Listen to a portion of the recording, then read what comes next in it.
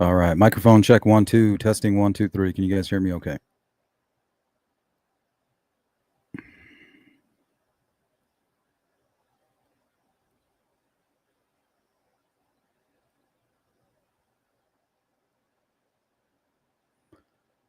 Good to see you, Tammy. She Warrior. Tambi. Yep. Took a lot of hard work, but we keep working at it. Bootleg.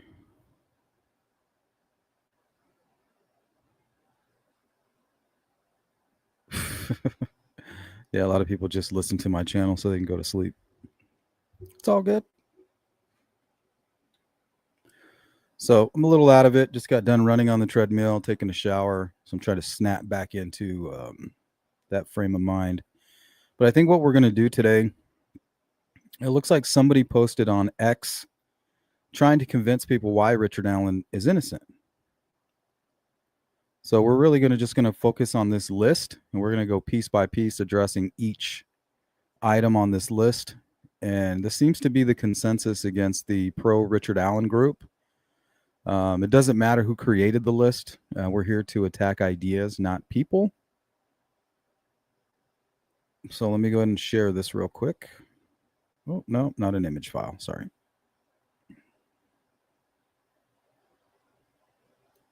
There we go. Okay. So some of you might be familiar with this, some might not be. So we said, hey, convince us that Richard Allen's not the bridge guy. Well, now they're saying, well, he is the bridge guy, but he's not the killer. You know what I mean? They keep moving the goalpost. It's kind of silly. So you're going to tell me that Richard Allen is the bridge guy, and the bullet that they found is not a connection between him and the crime scene. So you've conceded that he's the bridge guy, but yet you argue with the fact that he committed the murders? That's crazy. That's crazy to me. Windy clouds. Yeah, nothing I can do about it. I could talk like this, like Sling Blade. Mm-hmm.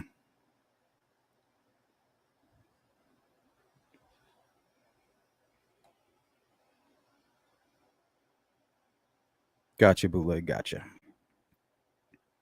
Okay, guys. So what I want from you in the chat is we're going to take our time with this. This seems to be the consensus of those who are supporting Richard Allen and going around upsetting family members and accusing Kelsey and pointing the finger at Ron Logan, stuff like that. These are the reasons that are driving that behavior. So I think it's good for us to go ahead and pick them apart piece by piece. So let's start here with number one. Richard Allen didn't park where the state suspect parked. But he did. He admitted it during his interrogation. And if you guys want, we could watch those things. We could, piece by piece, we can go and find all the supporting information and then isolate it. But he definitely said he parked at the CPS building. He said, I did not park at the Farmer's entrance, the Mears entrance. I did not park there. Said it clear as day during his interview. I did not park there. He's like, you can also park up at the top. I didn't park there. I parked near a building. He didn't want to come out and say, yes, I parked at the CPS building. But in a roundabout way, during his interview, he absolutely said it. He pointed right there. So this list isn't starting out very well. It's just filled with fallacies. So I hope that people who are running around supporting Richard Allen don't believe these things. All you have to do is go watch his confession. He literally points it out on a map and says that he parked near a building. You guys have anything to add to that? Or you guys have anything to tear it apart with? Do you agree with it or disagree? What's up, She Warrior? Sensei, Eli, Paul, how are you? Regardless, it's the same thing. He took them to their death. Well, they're trying to say that he's just some innocent guy, Paul. that he just happened to be on the bridge like he admitted to, and told the girls down the hill, but didn't kidnap them, didn't follow them down the hill, didn't force them down the hill, even though he denied being the bridge guy. So that's not me.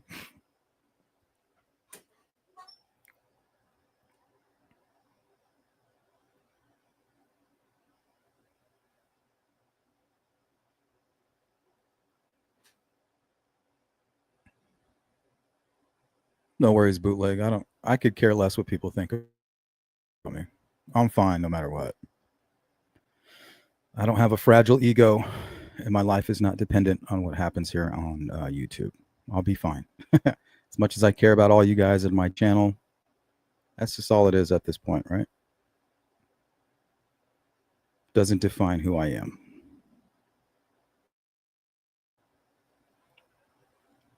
Sensei, he said by the old farm something building, but showed the old CPS building on a map, if I remember rightly. Yeah, and you can hear him clearly as day say, and I parked near a building. That's the only building around there. So right here, this is not off to a good start. Richard Allen didn't park where the state's suspect parked. Okay, well, where did he park? You see what I'm saying here, guys? That's crazy.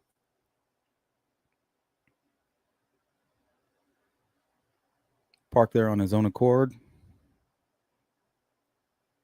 She worry. Agree with it.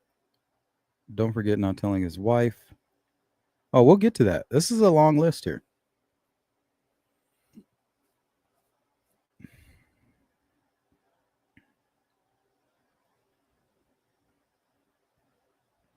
All right, you guys have anything to add to that? Richard didn't park where the state suspect parked. Are these the things that pro Richard Allen people are saying to themselves? Richard Allen didn't park there. Okay, well, where did he park? Why are you lying to yourself to protect this guy? It's crazy. It's the only reason we're doing these shows is because I'm baffled by it. Honestly, I truly am curious. Curiosity.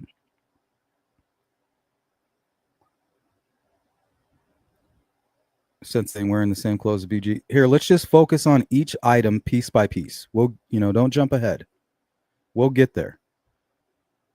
Let's talk about each individual thing. Let's not do what these delusional people are doing where they just stack these pancakes up, regardless if it has butter or syrup on them.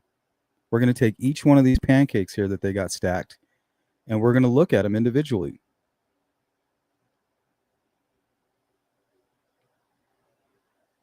Is there any butter or syrup on any one of these pancakes here? It's quite the stack. He parked there. They are lying for clout, subscribers. Controversy creates cash. That's true. Man, and we were definitely a conspiracy channel before we had all the answers. We talked about ritualistic killings. Like, we could have gone that route so easy. It would have been easy for this channel to just become imposters. Talk about this weird ritualistic killing and buy into the defense attorney. But there's no consistency in that. You don't have to.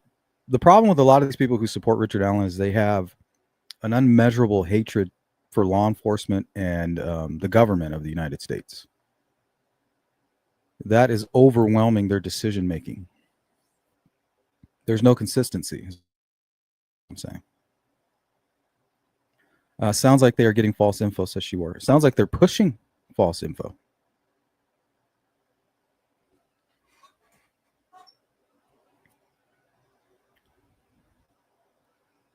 All right, nothing else on that? Okay, so obviously this first one is completely bogus, right? Richard Allen didn't park where the state suspect parked. Completely false. All right, let's move on. The black Ford Focus had kitty license plates. Okay. Sorry. I mean to laugh because it was Kathy's daily car until Richard Allen got her the van. Okay, what did Richard Allen say during his interview with Tony Leggett and Mullen? He said, I drive the black car when I go out of town. What did he do that morning? He went out of town. He went out of Delphi and drove 40 minutes to Mexico, Indiana. Why? To save on gas. That was his car. Also, when law enforcement showed him the photograph of his car during his interview, he didn't say that's not me. They said, well, you were already out there. He said, well, yeah, obviously. He never once looked at the photograph of that car and said, how do you know that that's mine? He looked at it and said, yeah, well, I was out there. He didn't argue about that car. He looked at the photograph. He could have easily said, well, I don't even know if I was driving that car. How can you be sure that that's my car? He didn't. He looked at it and said, oh, shit. Well, I was out there.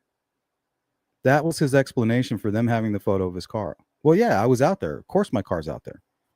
So at that very moment, he conceded to the fact that he was in that black car. So where do you get this stupid shit about had kitty license plates? Right? Doesn't that come from Richard Allen? So what do you guys have to say about that? The black Ford Focus had kitty license plates because it was Kathy's daily car.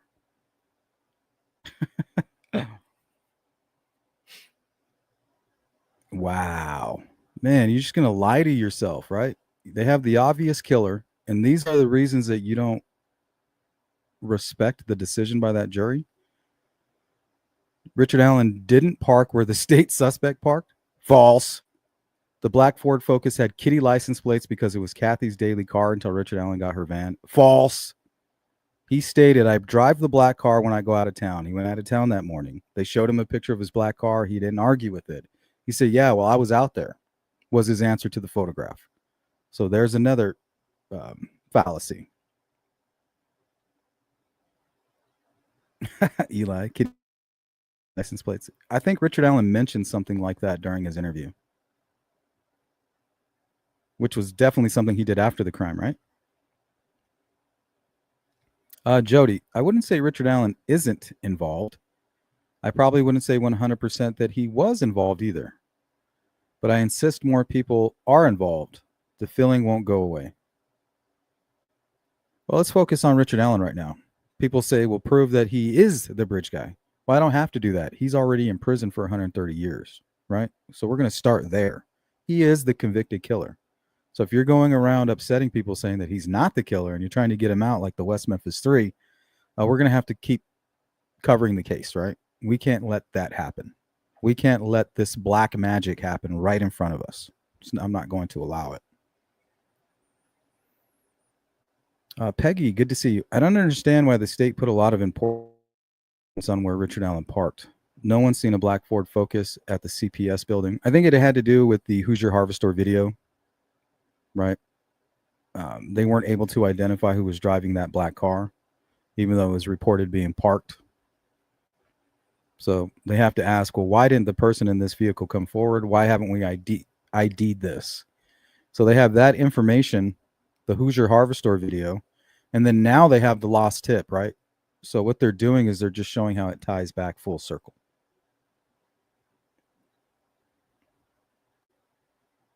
Plates don't determine the driver. Exactly.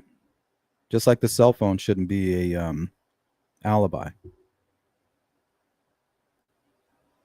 The other day, I lost my phone for an hour and didn't even care. It wasn't attached to me. I didn't even know where it was. By involved, I mean any part of the unaliving part. Brian, welcome in. The amount of pepper who glance over all the circumstantial evidence is comical. It is. I try not to laugh, but you have to ask yourself, at what point, why are you lying to yourself, right, to support a convicted killer? Like, I understand there are false confessions, but where do you see the false confessions and all of that here? Right? We heard Richard Allen's phone calls. He was calm as a cucumber. Like, we understand false confessions here on this channel. We get the plight.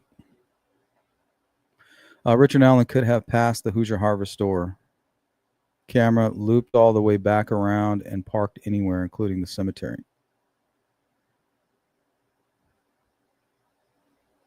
Yeah, but that doesn't make any sense.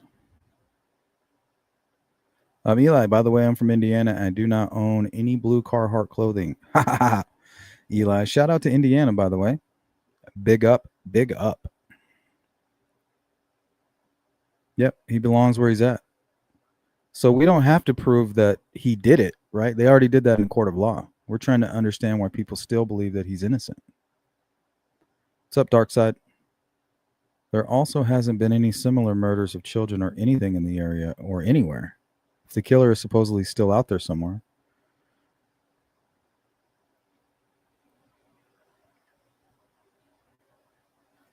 215 doesn't make any sense. What does that mean? Confessions aside, there was enough evidence to convict without. Yeah, a lot of times I don't even consider the confessions. Right, the timeline and the bullet and his lack of an alibi and lack of any support from the people who were with him that day. I mean, think about it. Richard Allen hasn't once publicly come forward and said, "Hey, I did not do this." I mean, that's just strange to support somebody who even they are not supporting their innocence. It's crazy. Hey, super chat from Paul. Thank you, Paul. I appreciate that. Very generous of you. Rayleigh Voorhees wrote 215 on a map and circled an area where she had seen a man who she believed to be the same man that she saw in LG's video. This location is very close to the Freedom Bridge. Wrote 215 on a map, circled an area where she had seen the man believed the same. So you're confused by the 215? Well, Abby and Libby were already off the bridge at 215. So obviously she's wrong. You know what I mean? People are able to make mistakes, recall things incorrectly. She wasn't even there at 215. The reason she said 215 was because she knew she had to be home by 215. And that's when they left. When they got picked up to go to the trails, their parents told them, you need to be home by 215 or 2:30. You need to be home by 2:30. So in her mind, we left so that we would be home by 2:30. It's a 15-minute walk. So sometime around 2:15. Well, everybody knows that they were long gone by 2:15. So I don't understand why you're caught up on the 2:15 thing.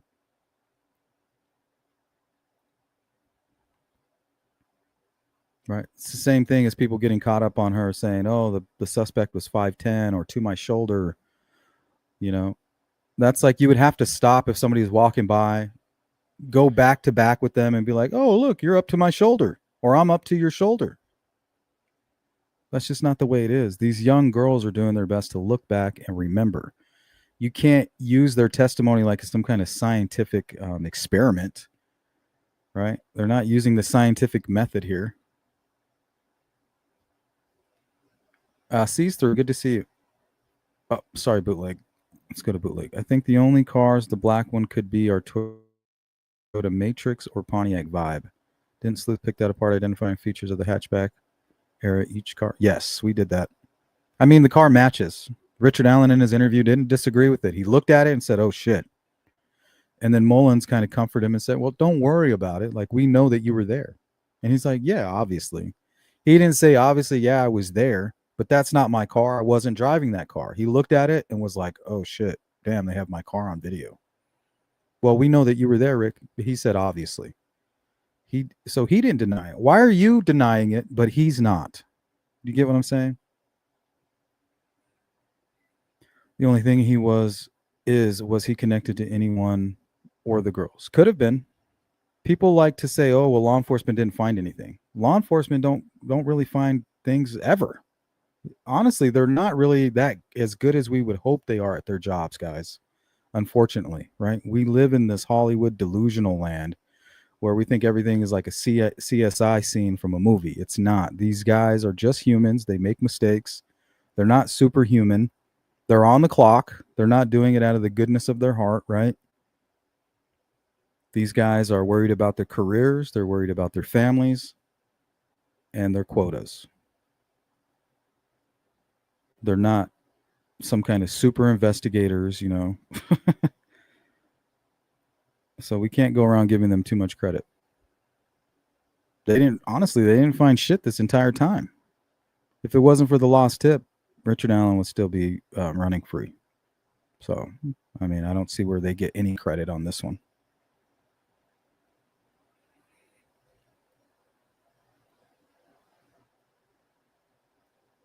She testified that she had to be home by 2:30. I see what you're saying though, and I'm not trying to. No, I don't care. I'm not. Don't think that I'm being argumentative because I'm ripping apart what you're saying. That's what we're here to do, right? We're breaking apart the information, whether it comes from me or whether it comes from you.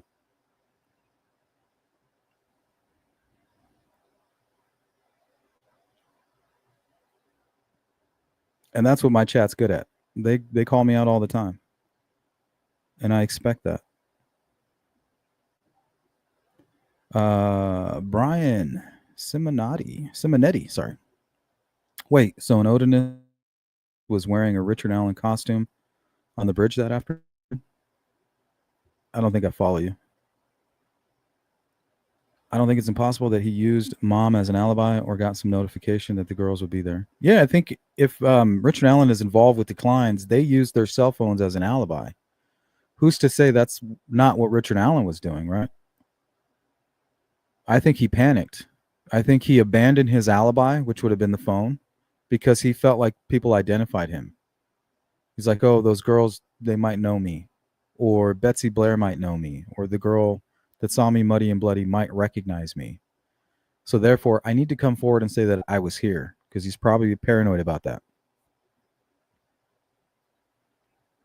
Yeah, I thought I was picking up on the sarcasm, Brian.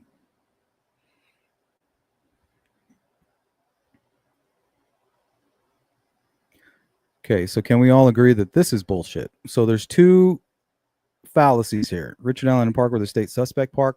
False. The black Ford Focus had kitty license plates because it's Kathy's daily car.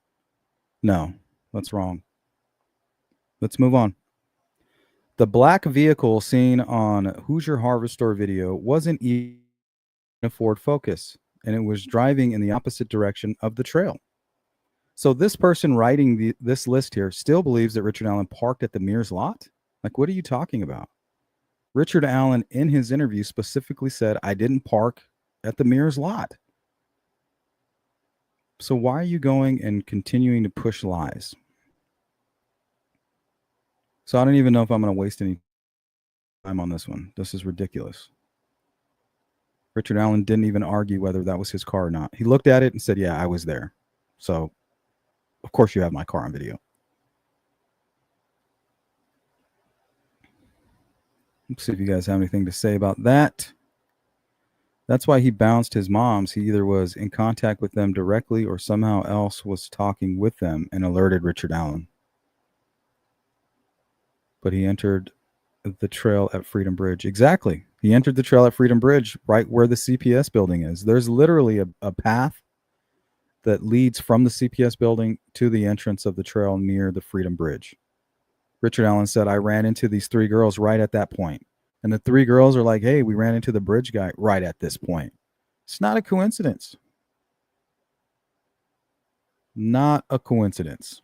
So Richard Allen left his mom's house at 11:15 a.m., got to the trail around noon, stayed for maybe an hour, if that. Well, first of all, it's impossible to drive from Mexico, Indiana, go to your house, and go to the trails and make it there by 12. It's a 40-minute drive, guys. It's a 45-minute drive.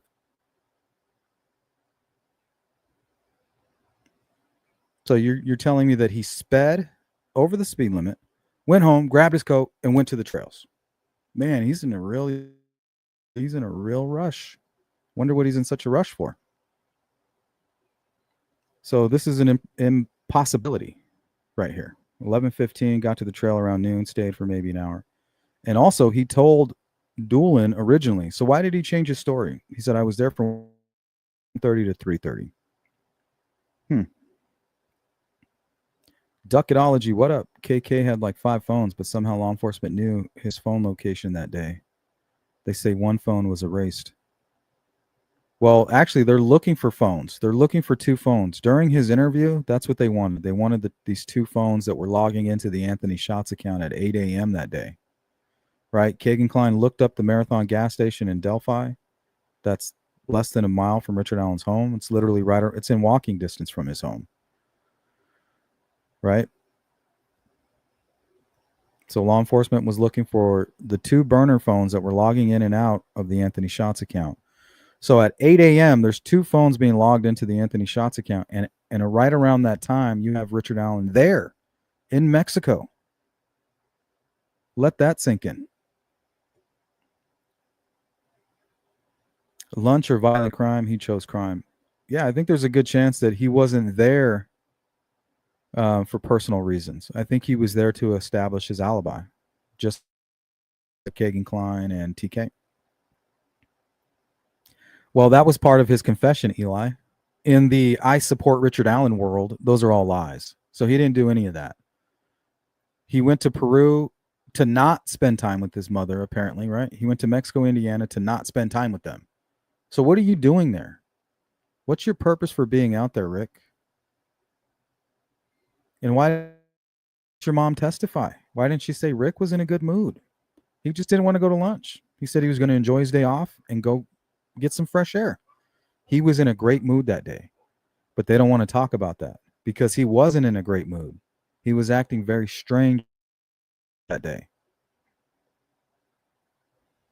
And why didn't they go after Kagan Klein? Because they didn't want to find any information that would lead to Richard Allen. They didn't want to do law enforcement's job for them. Behind the scenes, they knew exactly that the prosecutor was trying to tie Richard Allen and Kagan Klein together. They were spending millions and millions of dollars to do that. Defense isn't going to help them out.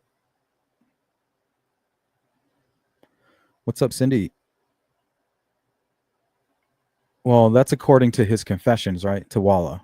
So we're going to throw that out. That's inadmissible today.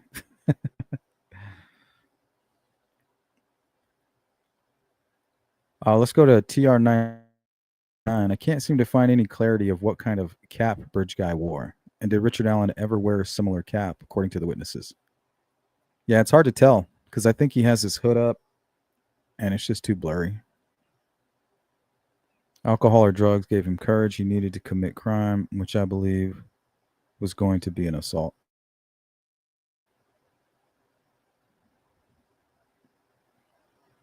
And why did Richard Allen tell Dan Doolin that he got there at 1:30? Which was accurate, right? He told Dan Doolin that he got there at 1:30 because that's what his wife knew. His wife knew that he was at those trails that day and at what time he went there. So he couldn't lie. All he was trying to do was convince his wife because she was being very suspicious. But all she needed was Dan Doolin to say, "Oh, we're not interested in you, Richard Allen," and then she was completely back to normal. It's kind of like a breath of fresh air or a moment to exhale. Whew. I thought you were the killer there for a minute. Sorry, babe. I believe Richard Allen was part of some kind of ring. The ring got discovered and possibly somebody totally not reacted to Richard Allen involved, hence the tentacles. Could be. Let's go to Peggy. The state of Indiana is mainly responsible for the lack of public trust. Absolutely. I agree with that. 100%. The state played games and was dishonest. I don't blame people for questioning everything the state says. Yeah, it's one thing to question what the state says, and it's another to support somebody who definitely has plenty of evidence and scientific evidence against them, right? They're obviously the killer. They have no alibi. They're not defending themselves. They're not coming out publicly and saying that they're innocent. So, yeah. But law enforcement, they sucked. They didn't get anything accomplished on this case. They basically cleared Kagan Klein because of his phone, which is bullshit. Even though he confessed, the whole lost tip, if it wasn't for that, they wouldn't have Richard Allen. Nothing that they did from an investigative standpoint benefited this case. The only thing good they did was the chain of custody, right? The crime scene people, whoever handled the crime scene, they're the only ones that got it right. And even then, they didn't grab the sticks, right? But the sticks were meaningless.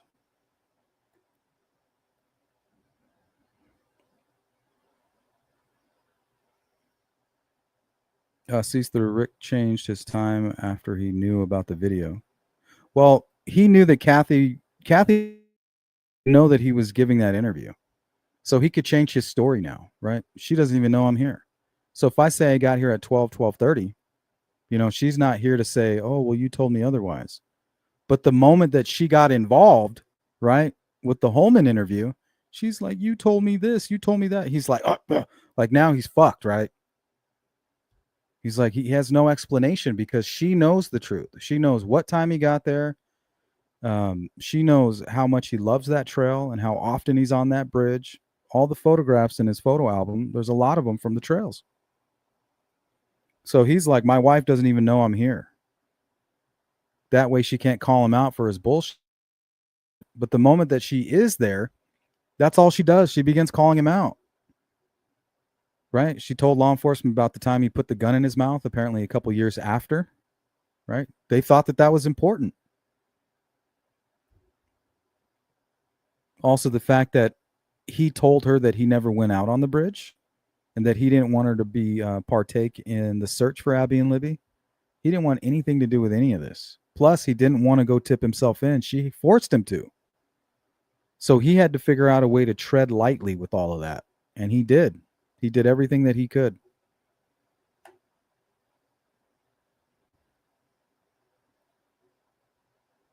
It was all going with him. The cops came to his house for a domestic call or whatever it was. Yeah, he put a gun in his mouth. It's probably in a mental institution. It's probably where he met Julian Powell over in the nut house. Okay, let's move on here. So it says here, it wasn't even a Ford Focus. Richard Allen, he didn't argue with that. He didn't say that. How do you know that that's my car? Look at this shitty photograph. He said his eyes got big.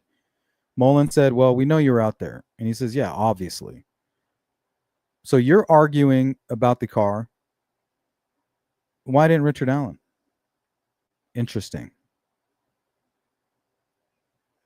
So he left his mom's at 11:15. It would be impossible. It's a 45-minute drive. So therefore, that's just not likely.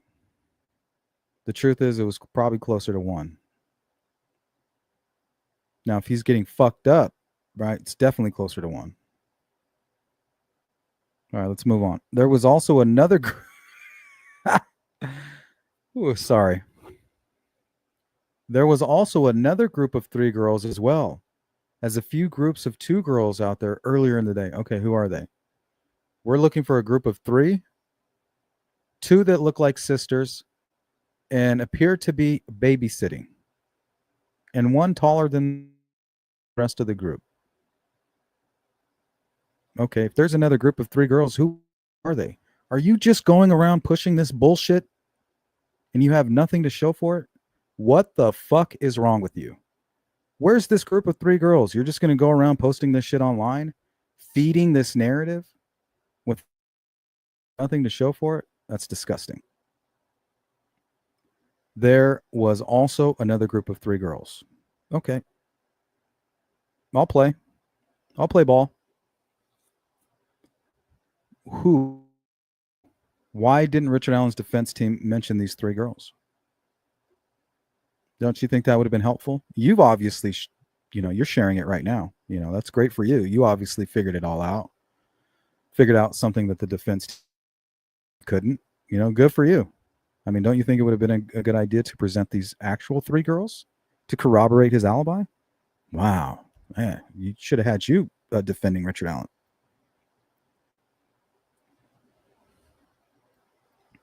Richard Allen left before the girls were dropped off. Where are you getting that from?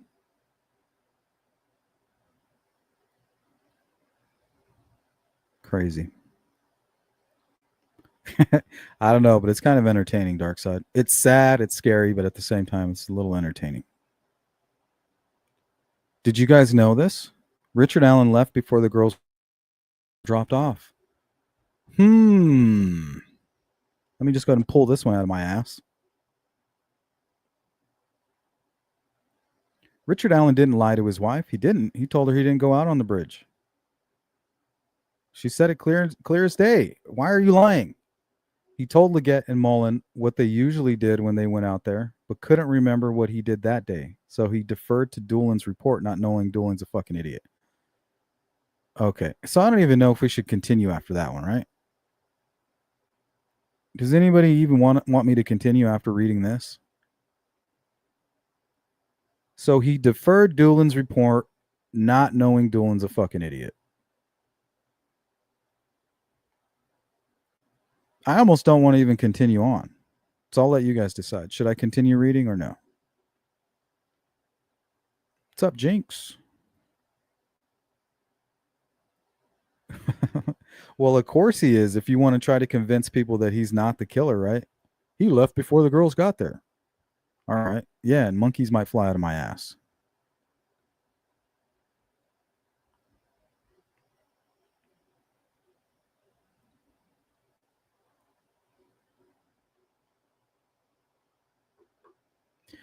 If you're going to spew, spew in this.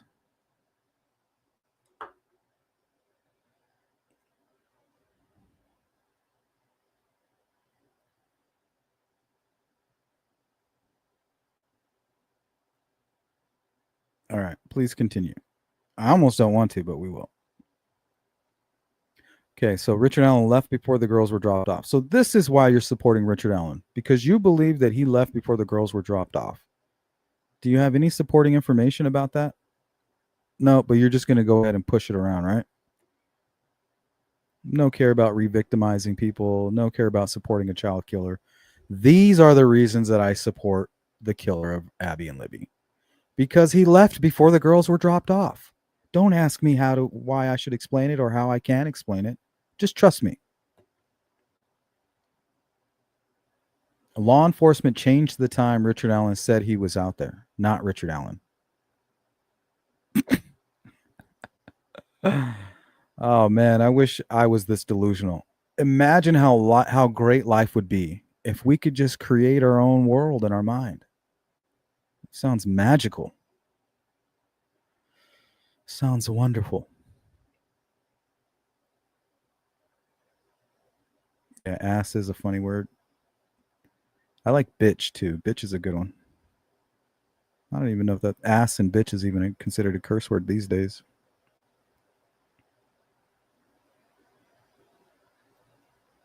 Peggy says the group of girls: Madison, Emily, and Rhiannon. Okay, why? What time were they? Were they there? Are two of them sisters? Were they babysitting? And did they report running into Richard Allen? And why wasn't it presented at court? Let me just throw out three names: Madison, Emily, and Rhiannon. Never heard of them. Dark Side, I'm not one to gossip, but I actually heard someone already got at him in Oklahoma, and he's like 6 weeks pregnant. Yuck.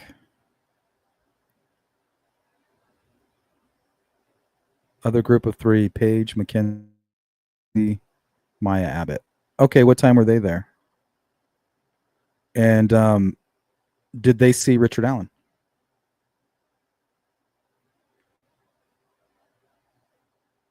So you're telling me these three girls were there at the trails at 12:30 and ran into Richard Allen and said hi.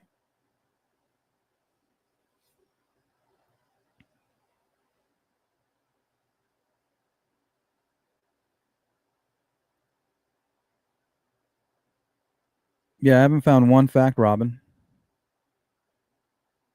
I'm sure there's one or two facts in here. We'll try to find them. We will try to find them. So if anybody knows who these other three girls were, please let me know, because they would have seen Richard Allen, right? And the defense team would have brought them as subpoenaed them as witnesses during the trial. You would think. Or it's just a myth, just like everything else. Okay, let's continue on. Richard Allen didn't lie to his wife. He told Leggett and Mullen what they usually did. So that's bullshit. He lied, right? The reason that he didn't tell his wife that he was being interviewed by police because he didn't want her to call him out on his bullshit, just like she did. You told me you didn't go out on the bridge. And then he was like, well, I better stop talking. He couldn't even respond to her. All he could say was, I love you. Like, this is my worst fear right now, but I still love you. Like, you're fucking my shit up right now.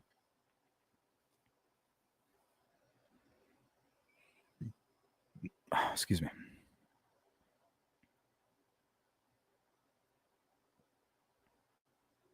Richard Allen told Doolin he saw an SUV and a sedan parked at the farmer's entrance, probably when he was sitting at the overlook bench. But Doolin wrote that Richard Allen said he parked at the old Farm Bureau building, which Leggett decided was actually the old CPS building, even though Richard Allen said none of those things. Well, he did say he didn't park at the Mears lot, and he didn't park where he normally parks. He said he parked near a building. That's the only building out there. Hello. But let's start here. Richard Allen told Doolin he saw an SUV, right? Betsy Blair, she drove a black SUV, and a sedan, which was Kelsey was driving the sedan, the white sedan. So there's your SUV and sedan while he's sitting at the overlook bench. Well, what do you think the overlook bench is? It's right there across from the Mears lot where Abby and Libby were dropped off. So if he's sitting there and admitting to sitting on this bench and seeing an SUV and a sedan, he's admitting to seeing Betsy Blair's SUV and Kelsey's sedan. And that's the very bench where he most likely ran in to Abby and Libby. Hello.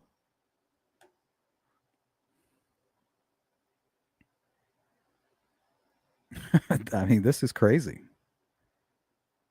This is crazy. Whoever wrote this, thank you for putting this out here. This is great. This is amazing stuff. Because honestly, guys, this was getting so much support on X, and this seems to be the consensus here of what they all believe. So instead of getting upset and offended by it, it's kind of laughable. Jinx, no basketball court at the Monon High Bridge, and only a small paved parking area. The rest is gravel. Peggy, they said they left to go play basketball at City Park. Well, what time was that? And what did they look like?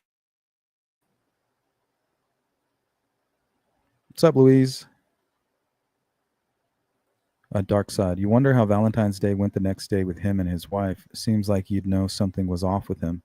No, not with compartmentalized killers, Dark Side. See, people don't understand the manipulation of psychopaths, sadistic killers. I'm not saying that we do, but we've learned a lot. I think we've scratched the surface on this channel as far as understanding what compartmentalization is and how people are able to hide in plain sight. The FBI was looking for somebody hiding in plain sight. That means whoever killed Abby and Libby is a compartmentalized killer. They're able to hide their dark passenger, so to speak, right? Dexter, somewhere far in the back of their mind, and only bring it out when they're comfortable.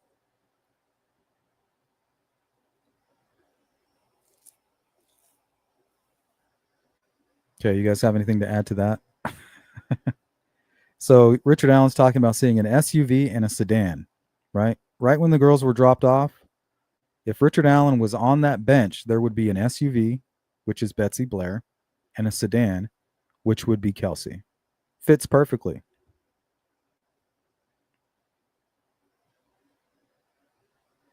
And Richard Allen is trying to sound honest, right? He's trying to be honest about what he saw because he's afraid people saw him. He doesn't know what the police have. He thinks they have more. Unfortunately, they don't. But that's why he's sitting around. He's trying to figure out exactly what they have. And when he realizes that they don't have more, he thinks he can beat it. What's up, Slink? All right, let's continue on. So they talked about the SUV and a sedan. That's Betsy Blair, who actually saw Richard Allen, and the sedan was dropping off Abby and Libby. All right. Richard Allen said he was probably wearing jeans, tennis shoes, and a black jacket or sweatshirt, like he had in the interview. He said he kept a skull cap in his jacket, so if he wore a hat that day, it would have been the skull cap from his black jacket. Right? People were having a hard time trying to figure out what kind of hat he was wearing. They said it was a hat with a small bill. Well, his skull cap has a small bill on it. Interesting enough. Stever says, seeing folks buy into Richard Allen's innocence shows how he hid in plain sight. Yeah, that's what I'm saying. People are susceptible to the manipulation of sadistic psychopaths. Some people, they just are. His Jedi mind tricks still work even after the fact. His interviews show how he muddied the waters in real time when cornered. Absolutely. That's why he was trying to keep his wife separated. He can't keep his story straight. You know, it's like the Ghostbusters when they crossed the streams. He was doing his best not to have those streams get crossed. But once they did, he was speechless. He couldn't even communicate with his wife. She said, "You told me you weren't out there." He couldn't even respond. He just said, "Up," and he got angry. He stopped talking. He said, "I love you, baby. I love you. You know, it's over. I love you." Like the streams are crossed. You know, it's over for us. Yeah, Peggy, it does match perfectly. Perfectly. So if he sat there, if Richard Allen sat there and let Abby and Libby walk past him and they start heading towards the bridge, and he's sitting there looking at Betsy Blair's sedan. Remember, she sat in her vehicle for a little while, and so did Kelsey. She said she had to make a phone call. So you have the sedan and the SUV just sitting there for a moment in time while Richard Allen is at that bench. So as soon as both those vehicles leave, guess what? Richard Allen now knows that he is alone with these two young girls. So whether he's involved with Kagan Klein, Anthony Schatz, and all that, it does not matter right now. What matters is that Richard Allen is involved in this crime. It all fits perfectly. He sees the sedan and the SUV, sees them both leave after the two girls start heading towards the bridge. He just came from there. There ain't nobody over there. So they're walking into this area completely alone. So if he sits back and waits at that bench to see if anybody parks at the Mears lot or comes walking up the trail, who knows? Maybe he gave it 5-10 minutes and then said, "Hey, look, I'm all alone with these two girls." And that's when he decided, I'm going to go check it out. You know, maybe they cross the bridge. I'll go get them if they cross that bridge. He knows he's alone with those girls. That's why he did it. He was alone and he knew it. Sitting at that bench, he could see the Mears lot. He could see the people coming from the Freedom Bridge and anybody coming and going to the High Bridge. He knew he was alone with those girls. He had nothing to be afraid of. Absolutely nothing. He knew 100% for a fact that he was alone.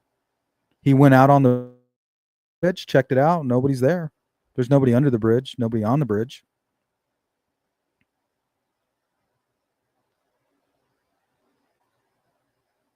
I care what people think about me. I always thought that was so weird. I've never heard anybody talk like that. All right, let's keep moving on here.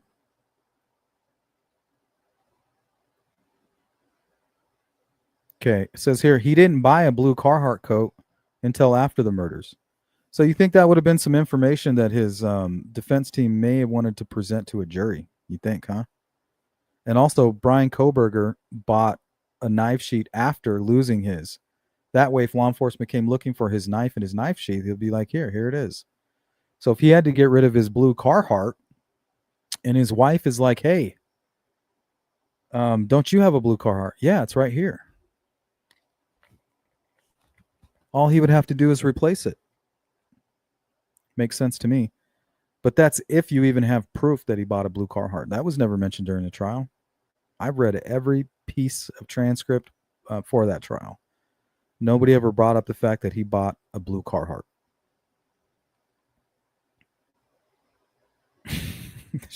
He didn't buy a blue Carhartt coat until after the murders. Okay.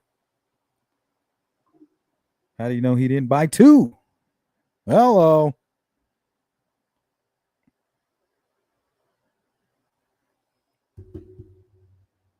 All right, let's continue on here. You guys have anything to add to the blue Carhartt stuff? Ridiculous. Doolin saying Richard Allen said he went on the Monon High Bridge. Doesn't mean Richard Allen did.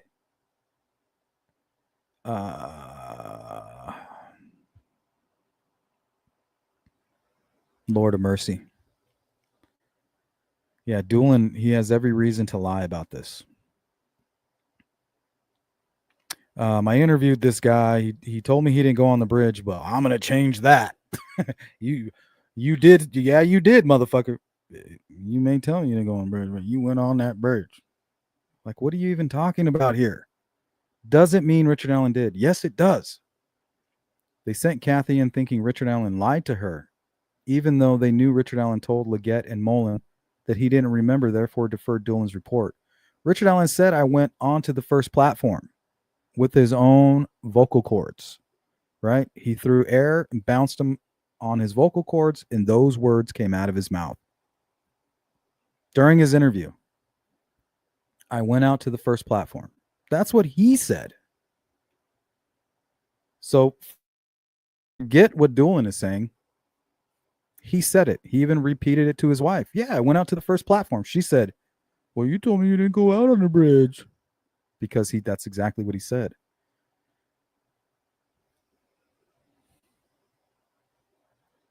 Lord of mercy.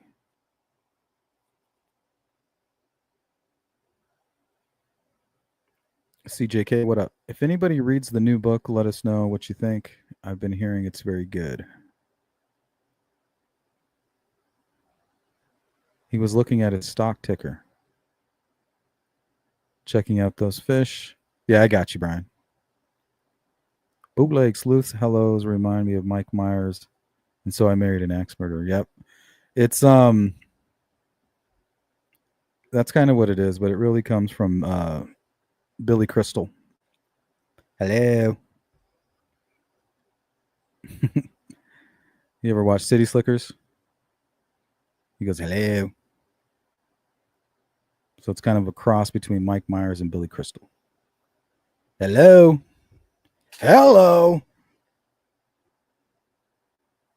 Scrub is a guy that thinks he's fly, also known as a busta.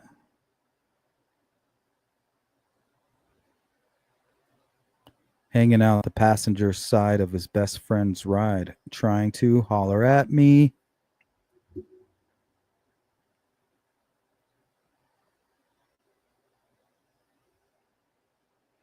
Okay, so it says here, Doolin saying Richard Allen said he went the Monon High Bridge doesn't mean Richard did. Yeah, you're right. But good thing Richard Allen confirmed that he did.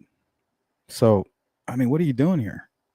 It's like you don't even know the answers to the simplest questions. No wonder why you support Richard Allen. You're completely ignorant to the facts.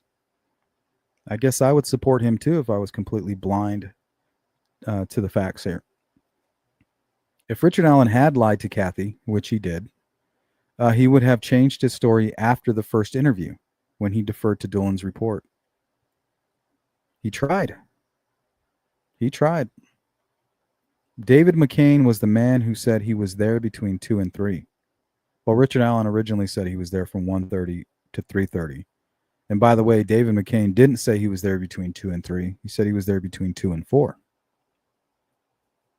And that after parking, he walked to the Monon High Bridge to take pics for approximately 30 minutes. Okay. You guys have anything to add to that? This is all we have left. So remember, all of this was getting a shit ton of support on X. And a lot of this is just being repeated as well.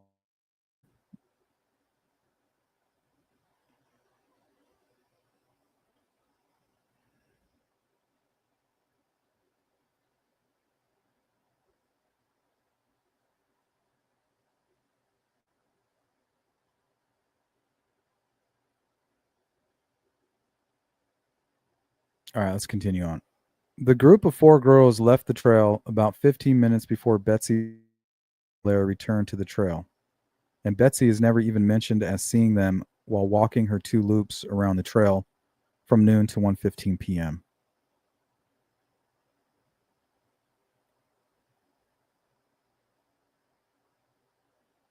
It's like they have their whole timeline wrong.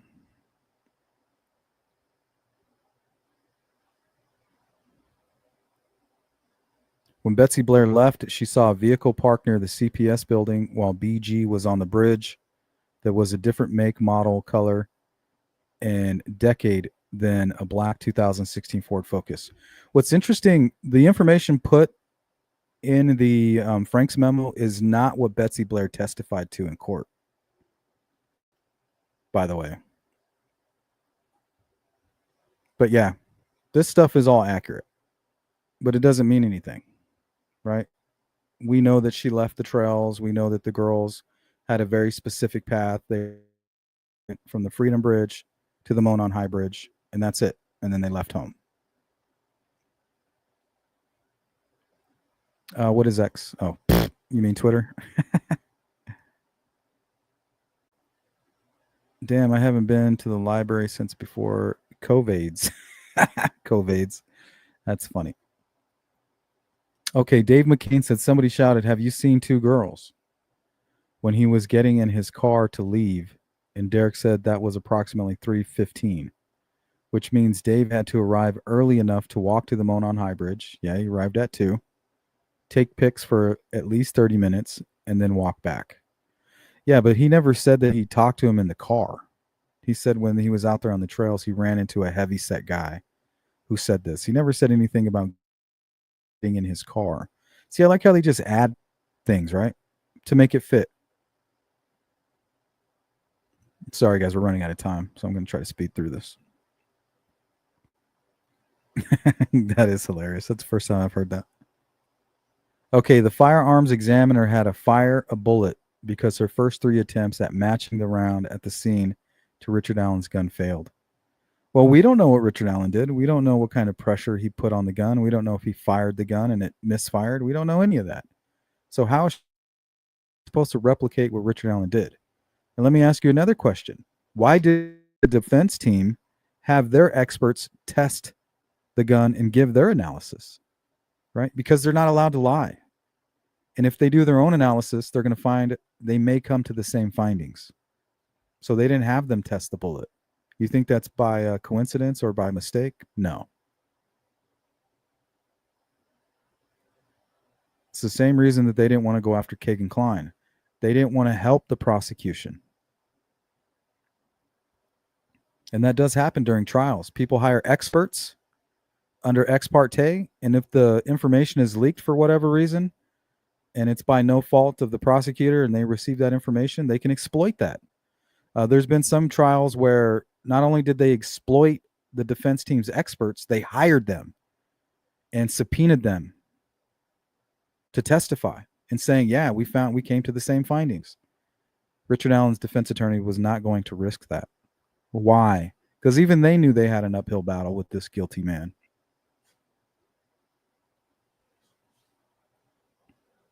Confessions without evidence are just rumors. Decades of DNA exonerations tell us that people do, in fact, falsely confess to crimes they didn't commit for various reasons. This is actually the only fact so far that I've found. Confessions without evidence are just rumors, right? Kagan Klein confessed to the crime. Why isn't he in jail? Why isn't TK in jail? Because confessions without evidence are just rumors. Absolutely. Well, Richard Allen's confessions, and that's a great point, because when Rich Allen confessed, come to find out there was a white van, right? We didn't know about Weber driving his white van right there at 2:30. We didn't know about that. So once again, you're right. Confessions with evidence are just rumors. Good thing that we had some evidence to back up these confessions, right? We got a bullet. We got a great explanation of the crime scene. We have some truth that's been verified about him leaving his mom's and coming out there to the trail. So yeah, I agree with that. Confessions without evidence are just rumors. Good thing Richard Allen's confessions have a shit ton of evidence to back them up.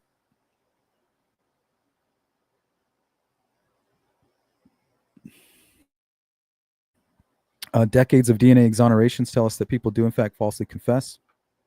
That's a true statement. It does happen. But usually false confessions are coerced through interrogation. People think that if they confess, they'll be able to leave that room, go see an attorney and fix things. But once they confess, they go in handcuffs, and that becomes huge evidence during a trial, and it becomes an uphill battle. But it does happen. But you're not going to have somebody who's confessing to their wife in a calm, cool, collective way, saying, I just need to tell you something. Like, I hope you guys still love me.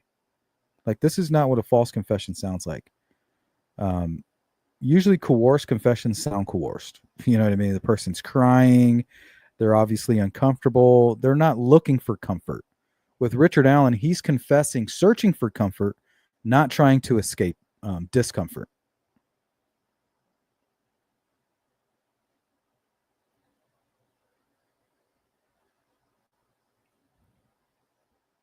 Robin, same type of bulletin, same markings found in the little box belonging to Richard Allen. Yep, and it wasn't planted. PBM, understandable. Confess to his mom. Yeah, I understand if you're ill and you're sick and you're confessing to something that you didn't do. That's one thing, right? Under duress. But it's another thing to be completely cool and calculated and hoping that your family would understand, that you're ready to finally confess. And he didn't say things like, I think I did. He didn't say anything like that until his wife refused to hear him out, right? His wife had a poor reaction. She started crying, started freaking out. No, you didn't. No, you didn't. No, you didn't. And then he starts saying things like, I think I did, right? Because now he's starting to side with her. Like, okay, maybe today's not the day I get the support that I need to confess and to put the end to this charade. She wouldn't allow him. So that's when he began saying, well, maybe I did. And also, there's been plenty of guilty people who falsely confess to details that had nothing to do with the crime while they're under psychosis. So the thing is prison can cause psychosis. It can. Whether you're guilty or innocent. Being under psychosis and confessing doesn't mean that you're innocent. It just means you're suffering from psychosis and you might be saying some really strange shit. Doesn't mean you're innocent or guilty, guys. Roxy says the people that are supporting Richard Allen are fucked in their heads and they must not have no kids of their own. Maybe they were involved, the ones that are supporting. No, I just think it's a personality. It's a glitch in the matrix, something to do with who they are as people. Usually we're dealing with, and this isn't a crack at any of you liberal supporters of my channel, but typically that's what you're going to find is a liberal crowd who has a mistrust in local government, rightly so, right? I don't trust the government or police for that matter. But that's typically who we're dealing with. This all comes from a place of great distrust in local law enforcement. Rightly so, but you can't have that overweigh your decision-making ability. It's okay to be biased, right? As long as you understand where your biases lie and you have the ability to set them aside so that you can at least attempt to find the truth, not just join some online cult and go around re-victimizing family members of Abby and Libby. Janet says Richard Allen isn't Bridge Guy. That's why it took so long to pin it on him. Okay, well, what makes you say that, Janet? It's funny. These types of comments, they come all the time, right? It's on X, it's on Facebook, it's on YouTube. Free Richard Allen. Richard Allen's innocent. But there's no reason why. So I like this list of reasons here. That way we can completely dismantle them with ease, right? And show you how ridiculous it all seems. A cyber warrior. The bullet, the timeline, the clothes, being on the bridge is what locked me in, not the confessions. Absolutely. And his lack of an alibi, his lack of vocalizing his innocence. Sometimes it's the lack of evidence that provides the heaviest weight, right? His lack of an alibi is heavier than any confession.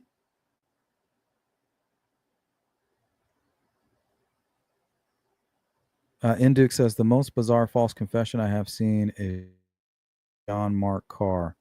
Yeah, John Mark Carr saying he killed John Benet Ramsey. I think he wanted to flee to America. I don't know. I still am very suspicious of John Mark Carr. Extremely suspicious. He knew a lot that that only law enforcement knew. And I'm not a big fan of law enforcement clearing people. They've cleared people before that were guilty, and they've thrown innocent people in prison. So I don't give them any weight to anything that they say. They're notorious for having blinders when it comes to investigation. They have tunnel vision. They deal with so much crime. They're so desensitized to it. Everything is based on statistics for them. And unfortunately, that's not helpful. But remember, they're on the clock. They only have so much time in a day to get something done and so many cases that they're working.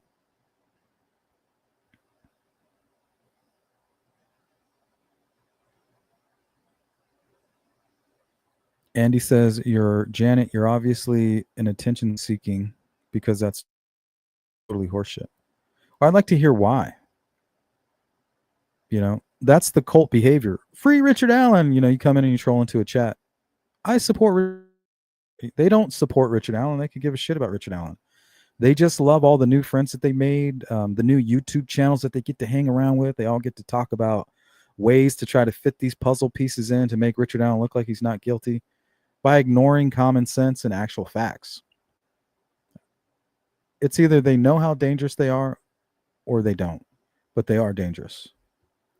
West Memphis 3 is a perfect example of that. Yep, CJ. All right, let's continue on. Maybe we'll be able to finish this here in the next 15 minutes. So we found one fact. Confessions without evidence are just rumors. Absolutely. There's plenty of false confessions. There's people who confess falsely without being coerced. Right? They just want to take credit for a serial killer. Right? The happy face killer. 2 people were arrested for his murders, and he had to come back out of retirement and start killing again so that he would get his recognition. He couldn't live without it.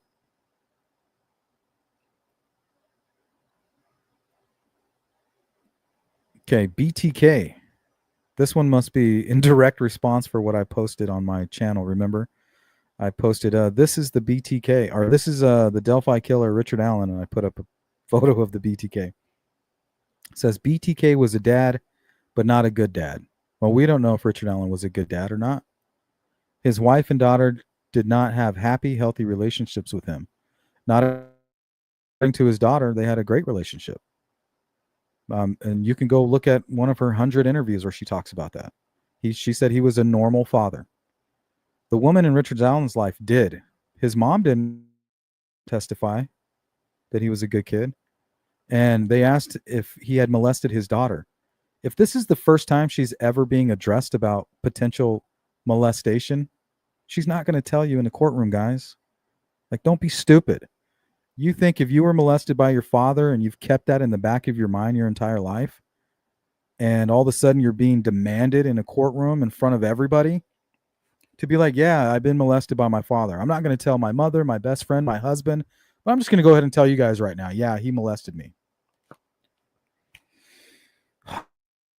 You guys are weird.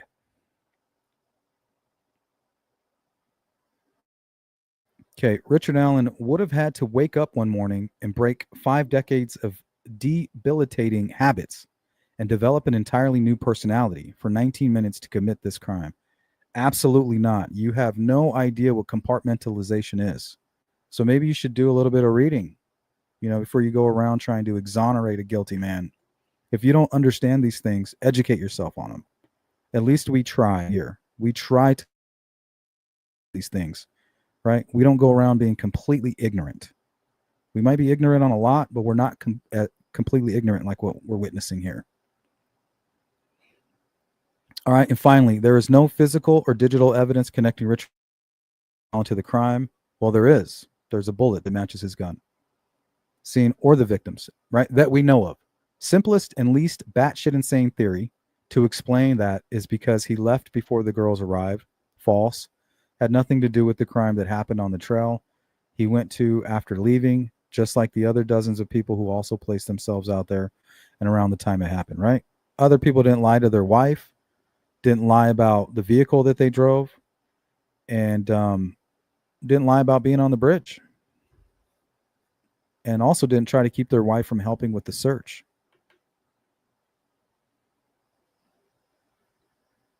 So that's it, guys. You have anything to add? I think that's going to do it.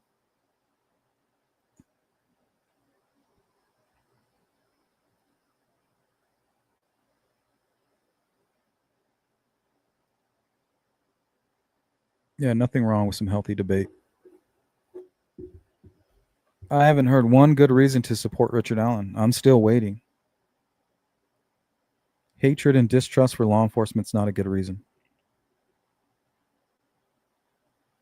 Nicely done. Do you recall Richard Allen Facebook friend who left a comment on the news article about BG being identified and talked with law enforcement? Absolutely. Yep, we talked about that a few times on my channel, saying, hey, you need to correct this. He's been cleared. And this is literally somebody that plays pool with Richard Allen and is Facebook friends with Kathy.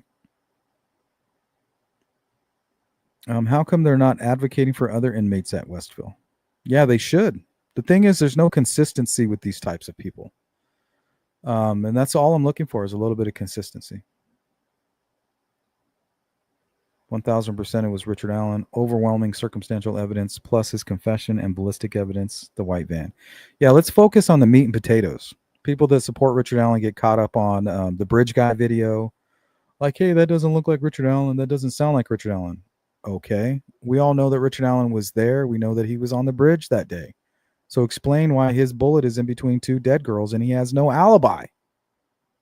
Right? Forget the video. Forget the sketches. Forget all of that.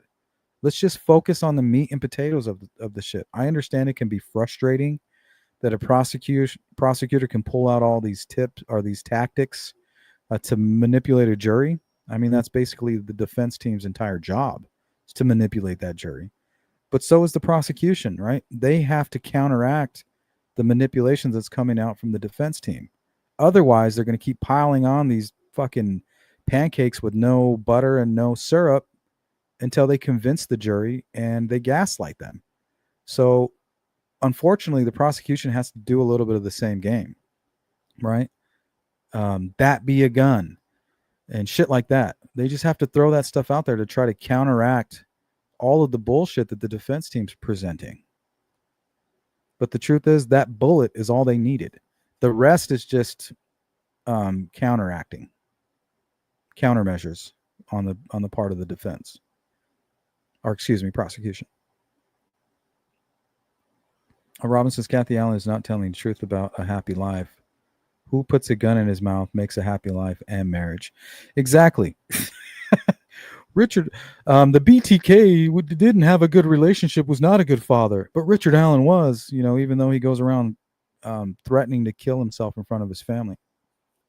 It's fucking crazy. Keep defending him, though.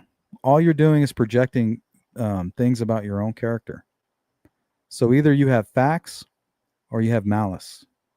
And I haven't seen any facts. So it means that you're just as evil as Richard Allen. That's why you're supporting him. Just like HBO supporting the West Memphis Three. They didn't support them because they thought they were innocent. They supported them because they knew that they were guilty.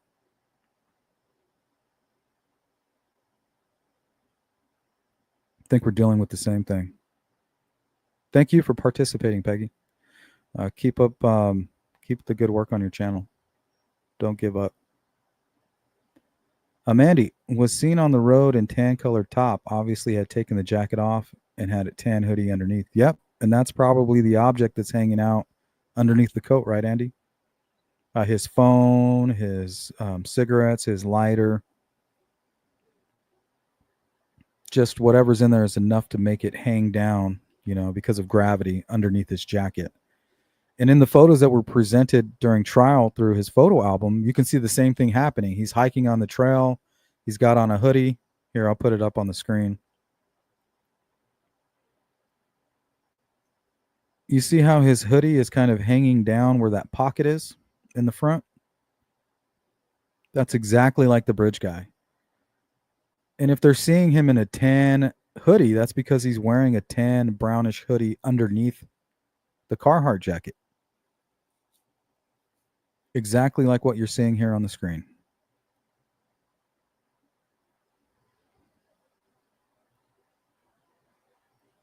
Thank you, She Warrior. Appreciate it. If you're part of that replay crew, you know exactly what to do. Drop a comment. We'll get back to you. That goes for you lurkers, too. Mine had already told Park there, and you would have to have was innocent, in my opinion. I agree. Lean like a cholo.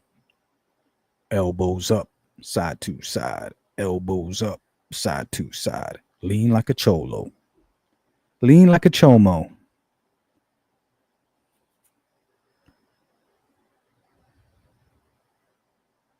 You got it, Pitbull. Cyber.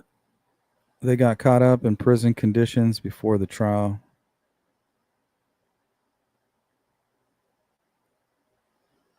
That comment Richard Allen's friend left means he admitted to a friend that was him on the bridge. Well, they all knew it, right? His wife knew it. Some of his close friends knew it. They knew that he had been interviewed, but he's cleared, right? But they also knew that they interviewed a bunch of people in that town. They didn't serve a search warrant on him, but he was cleared. They served a search warrant on Maxwell and Ron Logan. So obviously they're looking at them a little bit more than they are Richard Allen. They didn't search him. They just questioned him. So he's obviously cleared. And they knew he was the guy on the bridge. That's what's funny. The fact that his friend was like, hey, you guys need to be careful because the guy on the bridge has been cleared. Because at first they were just saying, hey, he's not a suspect. We just want to talk to him. But that's what they say about every suspect, right? They don't want to scare him off. And that might even be why he went and talked to law enforcement, right? He's not a suspect. So it may have worked. It's a good question. Where is Richard Allen? Where is he? Chainsaw, what up? I don't know if it's him or not, but he's been convicted. For me, it's done. Case closed. Not a guarantee of an appeal either. Yeah, but you got to remember cases like the West Memphis 3. When you have a movement of people who are trying to gaslight, it's very similar to weapons of mass destruction. Remember? We laughed at George Bush when he first said that. Weapons of mass destruction over there in Iraq, you know. We need to start worrying about this. We're like, yeah, right. Iraq, what the fuck? Nothing's going on with Iraq. They're not even connected to 9/11. But sure enough, later that day, George Bush said weapons of mass destruction again. He woke up the next morning and said it. Weapons of mass destruction. For 3 months, he said weapons of mass destruction. And next thing you know, we're at war. 1 million Iraqis are dead and hundreds of thousands of American soldiers are dead. And we have ISIS, right? So you have to be careful with these types of movements, right? West Memphis 3. They're innocent. They're innocent. They're innocent. Now they're walking the fucking streets with an Alford plea. And you're telling me that Damian Eccles hasn't killed since he's been out? That's hard to believe. Hard to believe.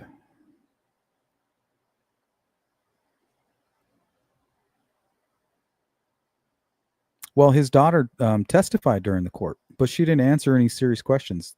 The defense just wanted to make sure that they told the jury that she wasn't molested. But the truth is, she's not going to tell the truth anyway.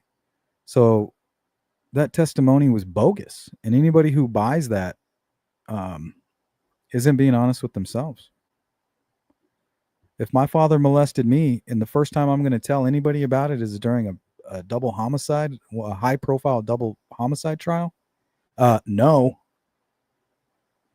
Be lucky if it even comes out in therapy or something. You know what I mean? Some people probably don't even tell their therapist that shit. Yet I'm supposed to tell the entire world right here? I think that's a lie a daughter could tell.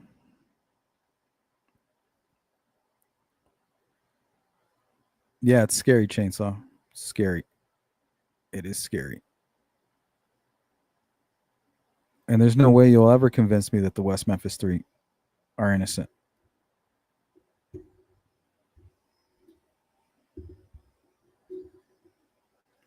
Never.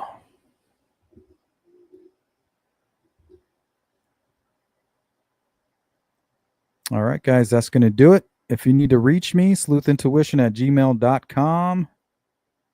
And today at 6 p.m., and this will not be rescheduled unless my wife goes into labor. But we will be finally doing this live stream. This is a very interesting case here, Matthew McLaughlin. Now, his killer, Rainer Joyner, on the far right, and David DeGroat in the middle, who assisted him, went to the military with him. They served together. They went on the same tours. Well, come to find out, the guy in the middle is from California and driving from where they were staying in New Mexico, and when they abandoned their military base in Georgia, they go right through where Emily Pike was killed. They go right through where Pandora Julesrud and Evan Clark were killed. They were killed by being shot. Matthew was killed by being shot. Emily Pike was dismembered after being beaten in the head with a large object. Dismembered and her body was dumped in 2 separate locations in trash bags next to the highway.